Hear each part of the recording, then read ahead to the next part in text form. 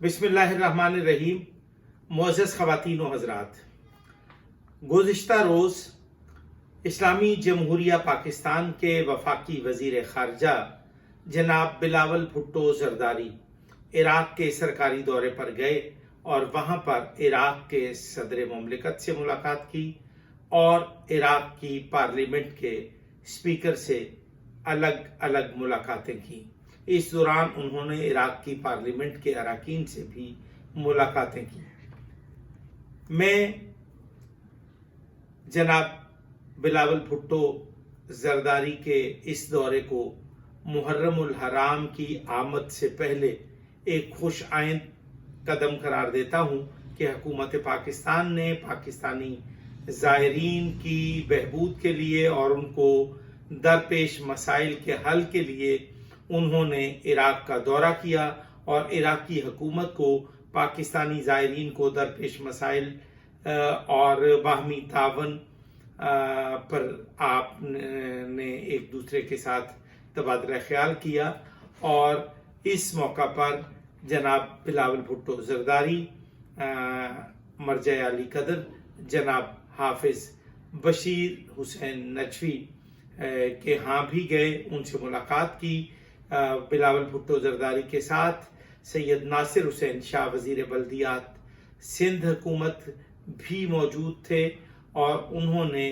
حرم امام مولا کائنات علی ابن ابی طالب کے پر بھی حاضری دی۔ اس کے بعد بلاول بھٹو زرداری نے کربلا معلی میں امام حسین علیہ السلام کے حرم پر اور مولا عباس کے حرم پر بھی حاضری دی اور سرزمین پاکستان کی بقا، سلامتی اور خوشحالی کے لیے دعائیں کی۔ انہوں نے جس طرح سے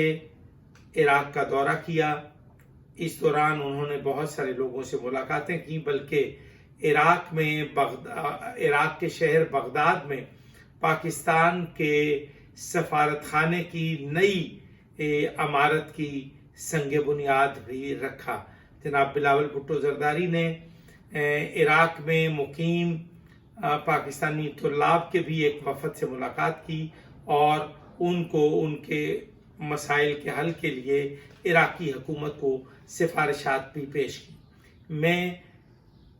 جناب بلاول بھٹو زرداری کو عراق کے دورے پر ہدیہ تہنیت بھی پیش کرتا ہوں اور ان سے امید کرتا ہوں کہ محرم الحرام کے موقع پر، عاشورہ محرم میں اور چہلم سید الشہداء امام علی مقام امام حسین علیہ السلام کے موقع پر پاکستانی زائرین کو جو عراق میں درپیش مسائل ہوتے ہیں اس ضمن میں بھی وہ عراقی حکومت کو سفارشات پیش کریں گے تاکہ آنے والے دنوں میں ملت شیعہ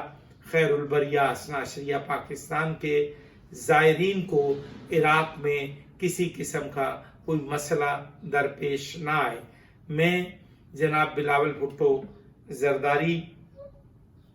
کے اس دورے کو امت مسلمہ کے لیے، عالمی امن کے لیے ایک بڑا قدم قرار دیتا ہوں اور میں آصف علی زرداری صاحب کے ویژن کے مطابق پاکستان پیپلز پارٹی کی قیادت اور مخلوط حکومت کی جانب سے عراق اور پاکستان کے مابین سفارتی روابط کی بڑھوتی کے لیے اس کو ایک سنگ میل قرار دیتا ہوں۔